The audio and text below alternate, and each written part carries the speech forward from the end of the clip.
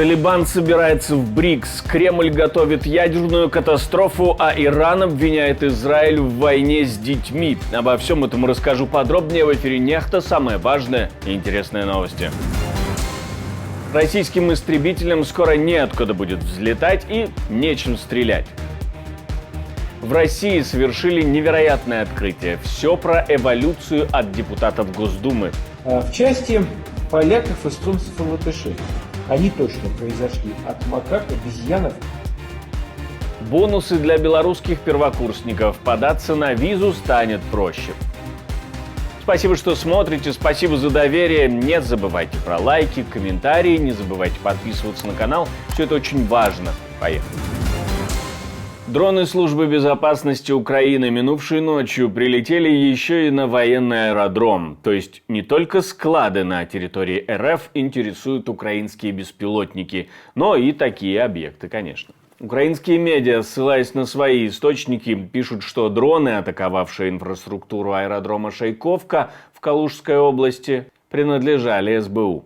На авиабазе дислоцирован 52-й тяжелый бомбардировочный авиационный полк Российской Федерации, вооруженный бомбардировщиками Ту-22М3, которые используют ракеты класса Х-22. Аналитики считают, что именно с этой базы в Шайковке в июне 2022 года был нанесен ракетный удар по торговому центру в украинском городе Кременчуг в Полтавской области.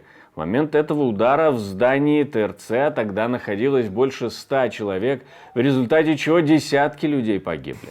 Ранее на базе Шайковка также располагались истребители, включая самолеты МиГ-29. Кремль планирует удары по объектам ядерной энергетики Украины в преддверии зимнего периода.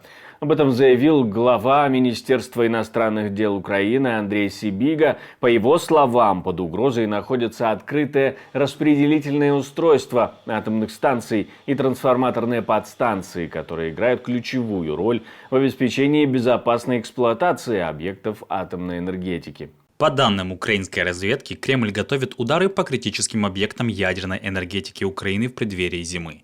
В частности, речь идет об открытых распределительных устройствах АЭС и подстанциях передачи, которые являются критическими для безопасной работы атомной энергетики. На это отреагировали и в офисе президента Украины. Там призывают страны Запада и глобального Юга жестко отреагировать на планирование террористических актов. Андрей Ермак, глава офиса президента Украины, считает, что идет подготовка к возможному сценарию ядерной катастрофы. Талибан подал заявку на участие в БРИКС. Это стало неожиданным шагом на международной арене. Еще более неожиданным шагом может стать принятие организации, захватившей власть в Афганистане, в этот союз. Альянс, включающий в себя Бразилию, Россию, Индию, Китай и Южную Африку, является одной из самых крупнейших платформ для развивающихся экономик, и стремление талибов присоединиться к нему может рассматриваться как попытка легитимизировать свое правительство на международном уровне после захвата власти в Афганистане в 2021 году. Однако перспектива принятия Афганистана в БРИКС сталкивается с серьезными вызовами. Во-первых, официальное признание режима Талибан на международной арене остается крайне ограниченным. Многие страны по-прежнему выражают обеспокоенность по поводу прав человека, особенно прав женщин и меньшинств в Афганистане. Во-вторых, внутри БРИКС существуют разногласия по поводу того, стоит ли принимать новые государства, особенно с нестабильной внутренней ситуацией. Тем не менее, эта заявка может стать частью более широкой стратегии талибов по поиску новых союзников среди стран, стремящихся к многополярности и ослаблению западного влияния на мировой арене. Во Франции продолжаются протесты против назначения премьер-министром Мишеля Барнье, заодно и против Эммануэля Макрона, который его, собственно, и назначил. Это при том, что фактически 2 месяца у страны нет четкого состава кабинета министров. Сотни людей несли плакаты и выкрикивали лозунги, проходя от площади Бастилии. Многие участники демонстрации, организованной левыми группами, левыми партиями, требовали сместить Макрона. Мы собрались здесь сегодня, чтобы выразить протест против отказа Макрона от демократии, поскольку он не уважал выбор французского народа, когда назначил Мишеля Барнье премьер-министром, хотя правая партия Барнье, республиканцы, не получила большинства на законодательных выборах. 2 недели назад Макрон назначил Барнье, бывшего переговорщика по Брексит от Европейского Союза и члена правой партии республиканцы, премьер-министром. Партия потерпела поражение во втором туре парламентских выборов в июле и лидировала там левая коалиция «Новый народный фронт», которые так и не получили возможность поставить своего премьер-министра во главе Кабмина.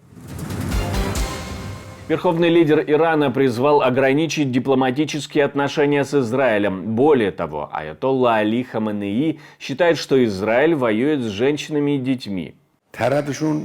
Они не воины, они обычные люди. В Палестине они не смогли нанести удар воинам. Они выместили свой невежественный и злобный гнев на маленьких детях, пациентах в больницах и школах для маленьких детей. Это потому, что мы, исламские страны, не используем свою внутреннюю силу. Израиль – узурпатор, кровожадный и геноцидный. И Израиль, который не проявляет милосердия к женщинам, детям, мужчинам, старым и молодым. Давайте поставим его на место с единством и сплоченностью. Сегодня оборонительная и сдерживающая мощь Ирана возросла настолько, что ни один демон не осмелится подумать о вторжении на нашу дорогую землю. А в США переживают из-за того, что между Ливаном и Израилем может начаться полномасштабная война.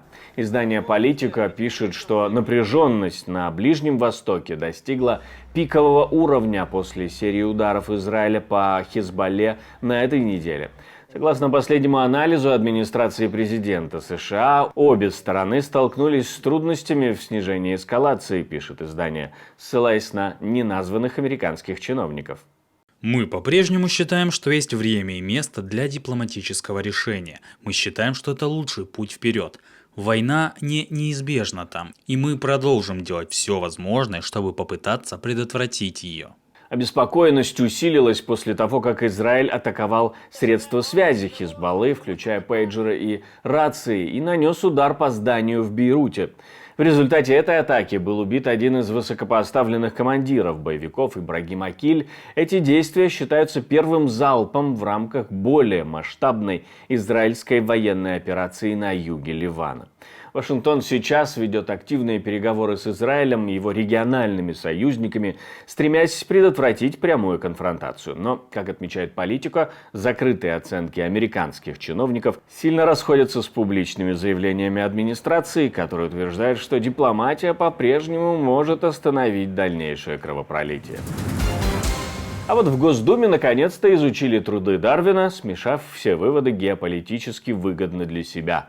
Депутат Милонов даже допускает, что люди могли появиться одновременно. Часть в результате эволюции, а часть по желанию Господа. Это какая-то расовая сегрегация получается. Если теория Дарвина единственная и верная, как капитал Маркса, то тогда что будет с ЛГБТ? Получается, они полностью опровергают, не оставляют камня на камне от этой теории.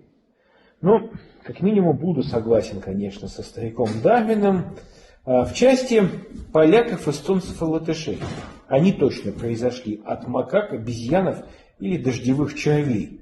А мы, русские, белорусы и наши союзники-друзья, божьи твари, божьи создания, созданные им, Господом, по своему подобию и величию. Хорошая новость для поступивших в европейские вузы белорусов. Белорусским первокурсникам польских вузов временно упростили процесс подачи документов на визу. С 23 по 27 сентября студенты, поступившие на первый курс, смогут подать документы на получение национальной визы без необходимости предварительной регистрации. Это касается визовых центров Польши в Минске, Гомеле и Могилеве. Такая мера вводится с целью облегчить студентов процесс получения виз перед началом учебного года. Но действует она только в течение нескольких дней.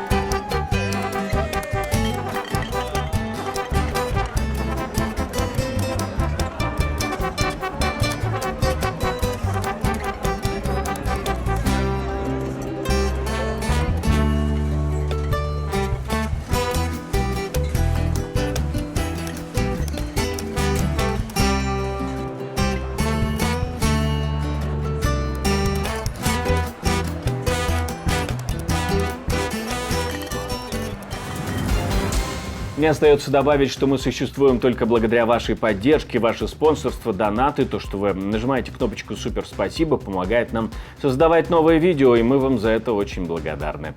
Также ставьте лайки, оставляйте комментарии, подписывайтесь на канал, все это непременно очень важно. Если вы находитесь в России или в Беларуси, то как нас смотреть безопасно, мы собрали в детальную инструкцию, которую можете найти в прикреплении к этому видео. На этом у меня все, до встречи и хороших вам новостей.